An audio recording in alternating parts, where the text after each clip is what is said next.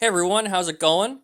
It's been a while since my last video. As I said before, trying to stick to a consistent schedule is kind of hard when you have a full-time job.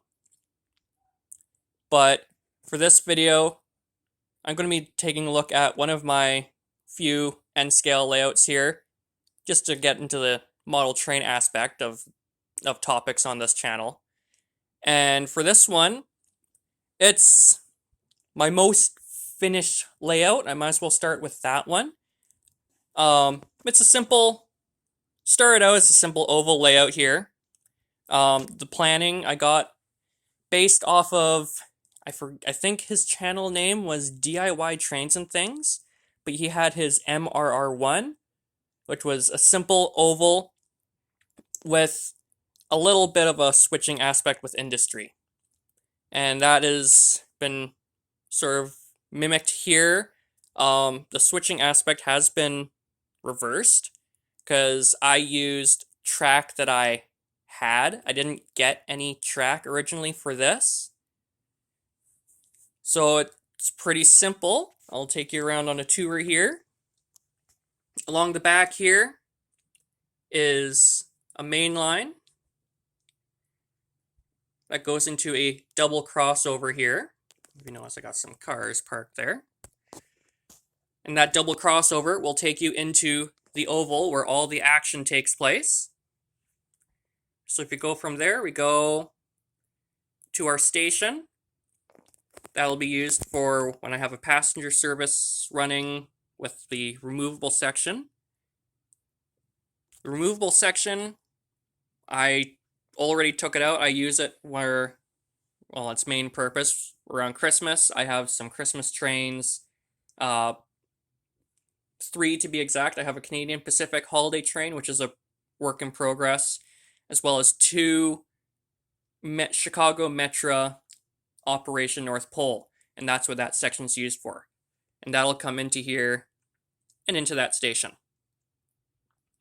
Continuing on, we've got the little sort of mimic downtown section.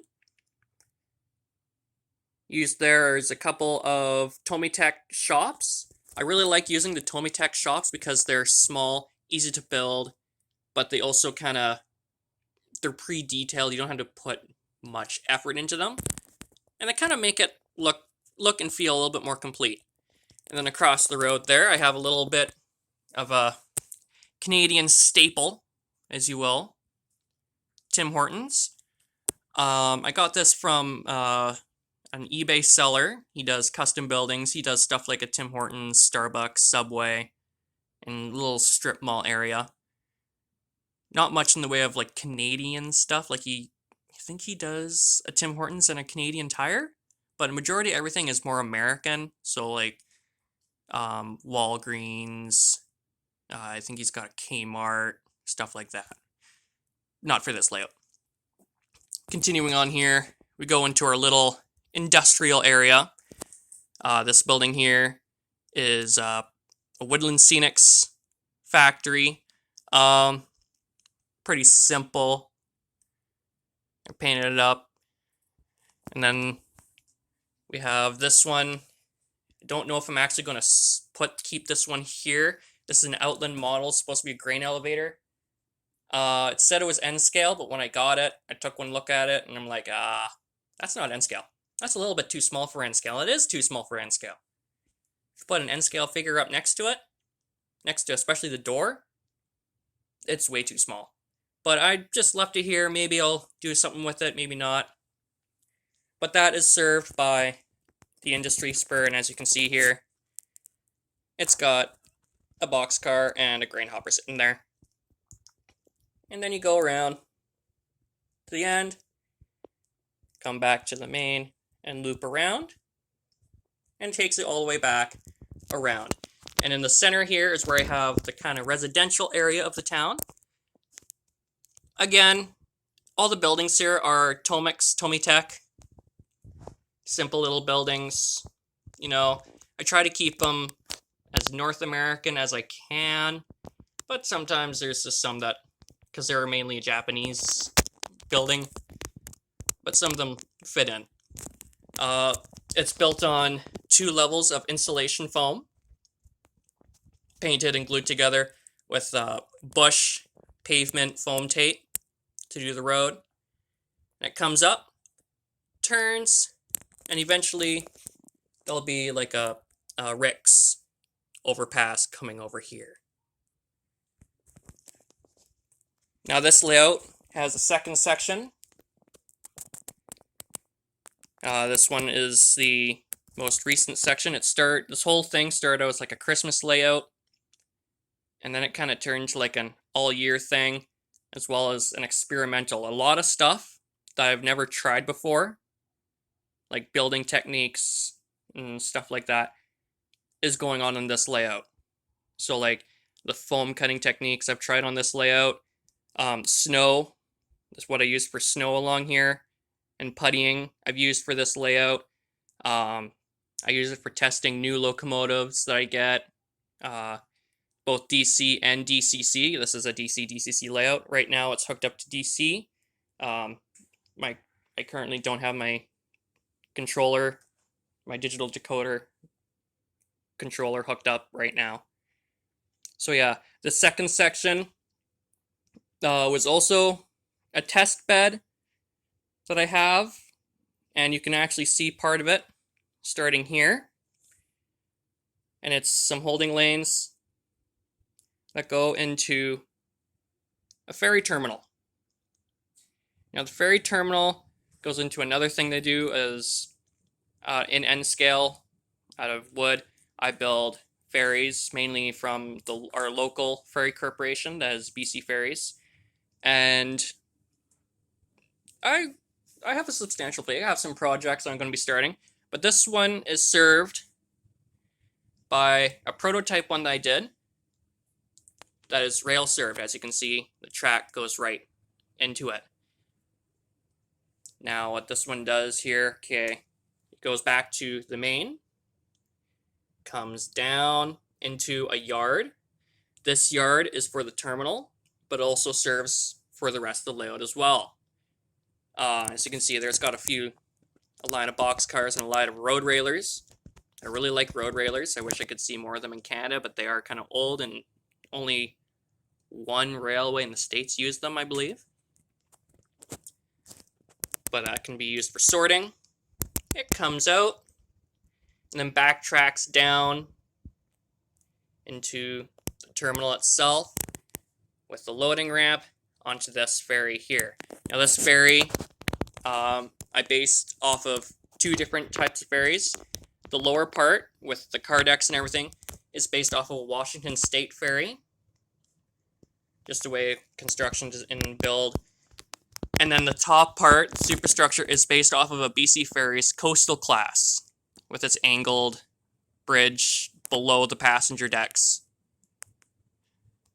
And then the track is all Atlas Snap Track and Flex Track, but the loading ramp is actually Atomic's Fine Track embedded tramway. I found it best because I haven't really perfected the skill of embedded track yet, so I prefer going for the pre-done embedded track, and it works just fine, and it plugs in just well with the track on the ferry. Over here, that's going to be like a walk-on terminal. Taxis, buses, cars can come in, drop people off. There's an admission ticket booth, and then there's going to be a control tower that goes down to the yard and ferry and all that. Right now, it's just I have some trailers parked there as well as some locomotives. They need to have work done. You can see got an SD24, an Intermountain SD40, which I was very disappointed with. I thought Intermountain was good, but I've had nothing but problems with it, and a couple others. And then over here, you have your ticket booths for the cars and trucks that come in. And that comes down, there's little facility buildings there, and widens out to the holding lanes. I've got 8.5 holding lanes here. Originally, I was going to have 3 ferry berths, but I only have room for 2. So I've only placed 2 destinations in. They're divided by a wide island section. They're going to have some facilities there, like some kiosks, washroom facilities, food trucks, and so on and so forth. And as you can see here, it's pretty full. And that goes down to the birth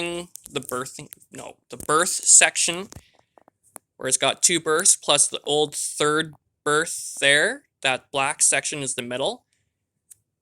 That was going to be served for a small destination by one of my ferry malls, one of my first ones I built, BC Ferries, called the Kuna.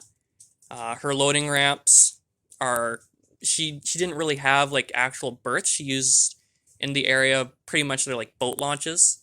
So she had built-in ramps on her deck. And that's what I tried to mimic here, was kind of like a boat launch area that her deck would go down onto.